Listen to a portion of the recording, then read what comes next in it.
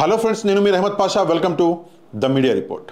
నేను ఆంధ్ర బిడ్డని అన్నది అన్న కోసం పాదయాత్ర చేసింది. జైల్లో ఉన్న అన్నని జైల్లో నుంచి బయటికి తీసుకొచ్చింది. అన్నకి అధికారాన్ని కట్టపెట్టింది. తర్వాత అన్నకి చెల్లెలికి గొడవలు జరిగి ఉండొచ్చు.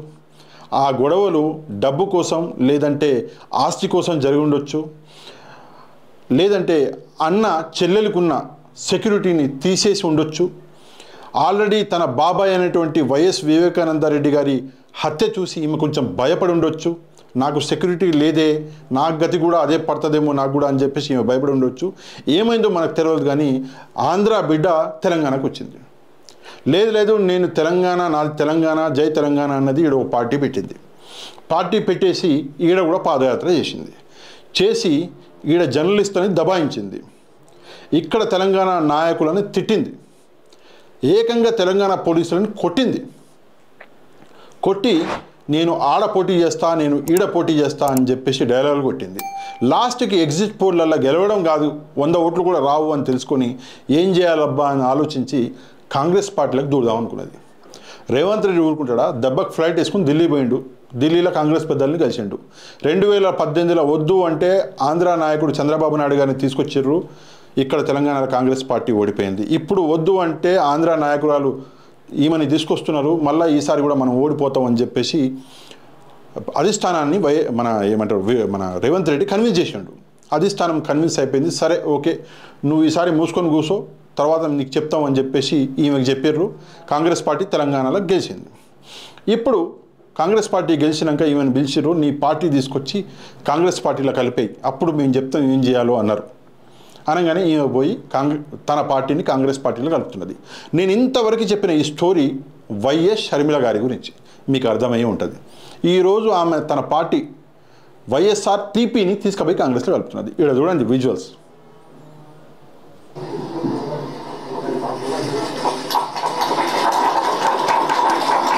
అది ఖడ్గే గారు కాంగ్రెస్ కండువా కప్పేశారు. ఇప్పుడు ఆంధ్రాని కాదు అన్నది తెలంగాణకు వచ్చింది. తెలంగాణకు వచ్చి ఆంధ్ర ప్రజలకి, తెలంగాణ కోసం ఆంధ్ర ప్రజలకి, ఆంధ్ర గవర్నమెంట్లకు కూడా వ్యతిరేకంగా నిలబడతా నేను అని చెప్పి డైలాగ్ చెప్పింది. మళ్ళీ ఇప్పుడు తెలంగాణ ప్రజల్ని మోసం చేసి మళ్ళీ ఆంధ్రాకి పోతున్నది. సరే, ఏదేమైనా ఫైనల్గా కాంగ్రెస్ గూటికి చేరింది. ఇప్పుడు కాంగ్రెస్ గూటికి చేరినాక ఆబ్వియస్గా తెలంగాణ ప్రజలకైతే అర్థమైపోయింది మ్యాటర్ ఏందో. మంచిగా చేసినాం, ఈమె అసలు ఎలక్షన్లో ఈమె పార్టిసిపేట్ చేయకుండానే మంచిగా చేసింది అని చెప్పేసి ఇక్కడ తెలంగాణ ప్రజలకి ఈమె మీద కంప్లీట్ క్లారిటీ వచ్చేసింది. ఇక కంప్లీట్ క్లారిటీ రావాల్సింది ఆంధ్ర ప్రజలకి. అయితే ఇక్కడ ఈమె రేపు పొద్దున ఆంధ్రాకి పోద్ది. ఈమె కాంగ్రెస్ పార్టీ ఏం చేస్తుందంట అంటే ఆంధ్రాకి ఇన్ఛార్జ్ చేస్తుందంట. ఎందుకంటే తెలంగాణ సపరేట్ అయినప్పుడు ఆంధ్రప్రదేశ్లో అక్కడి ప్రజలు కాంగ్రెస్ పార్టీని బొందబెట్టేశారు. అయితే ఇప్పుడు ఈమెను ఇన్ఛార్జ్ చేస్తే ఈమె పోయి ఆ బొందగడ్డలకి మొత్తం తోవి కాంగ్రెస్ పార్టీని బయటికి తీసుకొస్తుందంట. తీసుకొచ్చి కాంగ్రెస్కి పూర్వ వైభవం తేవాలి, అది ఈమెకి ఇచ్చిన టాస్క్. సరే, ఈమె పోతుంది, అది అవుతుంది, ఏమవుతుందో దేవుడికి ఎరక. కానీ ఫైనల్గా అక్కడ కాంగ్రెస్ పార్టీ ఈమె పోయినందుకు అక్కడ పాలిటిక్స్ ఏమైనా చేంజ్ అవుతాయా అన్న విషయాన్ని మనం అర్థం చేసుకోవాలి. తప్పకుండా కొద్దో గొప్ప చేంజ్ అవుతాయి. ఎందుకు చేంజ్ అవుతాయి అంటే ఈమె మీద ప్రేమతోటి కాదు, అక్కడ ఉన్న పార్టీల మీద కోపంతో. ఇక్కడ చూడండి, నేను కొంచెం ఎక్స్ప్లెయిన్ చేస్తా, అర్థం చేసుకోండి. ఇక్కడ వైసీపీ ఉంది, టీడీపీ ఉంది, సరే ఓకే, జనసేన ఉంది కాదంటలేను. కాకపోతే జనసేన పరిస్థితి పప్పుల కొత్తిమీర కట్టలాగా అయిపోయింది. నాకు తెలుసు ఆయన పెద్ద స్టార్ పవన్ కళ్యాణ్ గారు, ఆయన గురించి నేను మాట్లాడితే ఆయన ఫ్యాన్స్ ఊరుకోను. ఓకే, ఫ్యాన్ అయినందుకు మీ స్టార్కి నష్టం జరుగుతుంటే నువ్వు చెప్పాలిగా. ఊకే గుడ్డిగా ఉంటే నువ్వేం ఫ్యాన్వి మట్టి.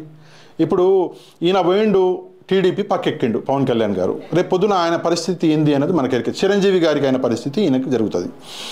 చంద్రబాబు నాయుడు గారు వాడుకొని కొత్తిమీర కట్టలాగా పక్కన పడేస్తాడు. జగన్మోహన్ రెడ్డి గారు కూడా ఒకసారి వాడుకొని పక్కన పడేస్తాడు. అది ఫైనల్గా జరిగేది అదే. ఈయన ఒక మేజర్ పార్టీ అవుతాడు ఆంధ్రాలో అని నేను చాలా ఇంట్రెస్ట్గా చూసిన. ఈయన ఒక పవర్ఫుల్ లీడర్ అవుతాడు ఆంధ్రాలో అని చెప్తే పోయి టీడీపీ పక్కెక్కిండు. మరి ఎందుకు ఎక్కిండో ఏందో మనకు ఎరకలే. అందుకే మనం ఇక్కడ జనసేన గురించి మాట్లాడడం, ఎందుకంటే మాట్లాడడం వేస్ట్ కాబట్టి.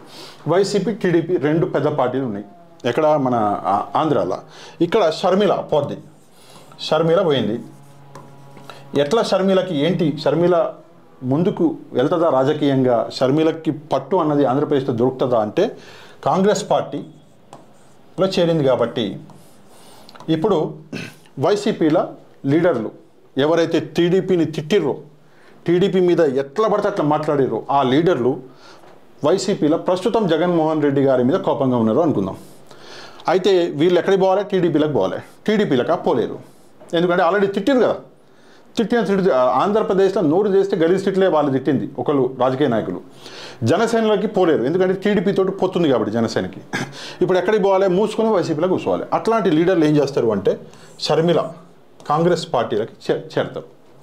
టీడీపీ లీడర్లు కూడా అదే పరిస్థితి. ఎవరైతే వైసీపీ లీడర్లని జగన్మోహన్ రెడ్డి గారిని తిట్టిర్రో వాళ్ళు టీడీపీని వదిలిపెట్టి పోలేరు. ఎందుకు పోలేరు అంటే జనసేనలో కలవలేరు, ఎందుకంటే జనసేన పొత్తు పార్టీ కాబట్టి. అపోజిషన్ వైసీపీలో టీడీపీ లీడర్లు కలవలేరు, ఎందుకంటే ఆల్రెడీ తిట్టినము గలీజ్గా ఉంటుంది, పోలేము, ఏం చేయాలని పాపం మూసుకొని టీడీపీలో కూర్చున్నారు. అట్లాంటి వాళ్ళు ఏం చేస్తారు? వీళ్ళు కూడా కాంగ్రెస్కి పోతారు. ఎందుకు కాంగ్రెస్కే పోతారు అంటే కాంగ్రెస్ అనేది ఒక నేషనల్ పార్టీ, 140 సంవత్సరాల చరిత్ర ఉన్న పార్టీ కాబట్టి కొంచెం పటిష్టంగా ఉంటుంది, బ్యాకప్ ఉంటుంది. ఇదంతా సొల్లెందుకు, క్లియర్గా చెప్పు అంటే డబ్బులు ఉన్నాయి, డబ్బులు పెడతారు, గెలుస్తాం, క్లియర్గా చెప్తే ఇదే మాట. కాబట్టి కాంగ్రెస్ పార్టీలకి ఈ పార్టీ నుంచి చాలామంది లీడర్లు జాయిన్ అయ్యే అవకాశం ఉంది. ఒకటి. రెండు, ఈ షర్మిల గారు ఎవరైతే ఉన్నారో ఈయనకి ఒక బ్యాకప్ ఉంది. ఈమెకి ఏందా బ్యాకప్ అంటే వైఎస్ఆర్ బిడ్డ అని. ఆల్రెడీ ఇక్కడ జగన్మోహన్ రెడ్డి గారికి ఒక బ్యాకప్ ఇదే. ఏంది అంటే వైఎస్ఆర్ కొడుకు కాబట్టే ఆయనకి ఈరోజు పదవి అన్నది వచ్చింది, పేరు అన్నది వచ్చింది. ఇక్కడ అదే రిలేషన్ వైఎస్ఆర్ బిడ్డకు కూడా ఉంది. కాబట్టి ఒకటి వైఎస్ఆర్ బిడ్డ కాబట్టి, రెండు కాంగ్రెస్ పార్టీ బలమైన పార్టీ కాబట్టి డబ్బులు పెడుతుంది లేదా బ్యాకప్ ఇస్తుంది కాబట్టి ఇక్కడి నుంచి పోయే లీడర్లు చాలామంది ఉన్నారు.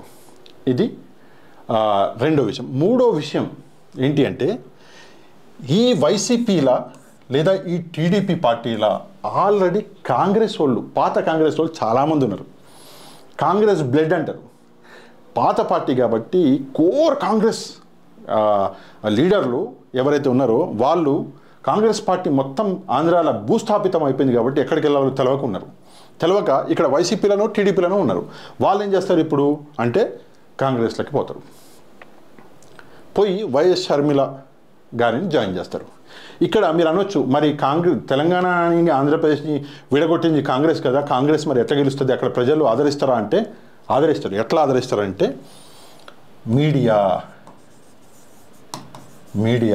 ఈ మీడియా అనేది చాలా పెద్ద రోల్ ప్లే చేస్తుంది.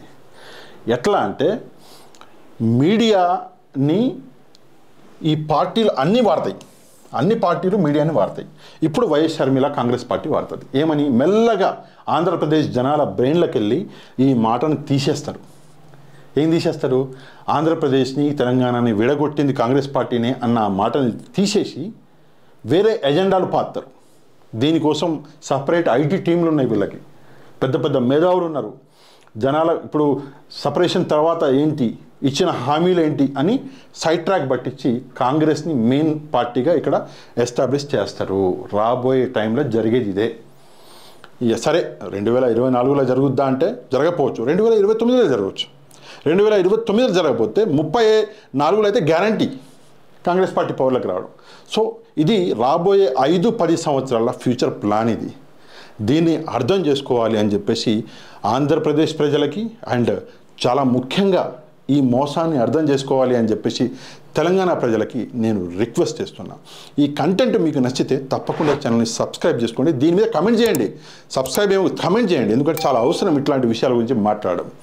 షేర్ చేయండి, లైక్ చేయండి, సబ్స్క్రైబ్ చేసుకున్న తర్వాత బెల్ ఐకాన్ని కూడా కొంచెం ప్రెస్ చేయండి, మర్చిపోతుండే చాలామంది. నెక్స్ట్ వీడియోలో మళ్ళీ కలుద్దాం. అంతవరకు థ్యాంక్ యూ వెరీ మచ్. జై హింద్.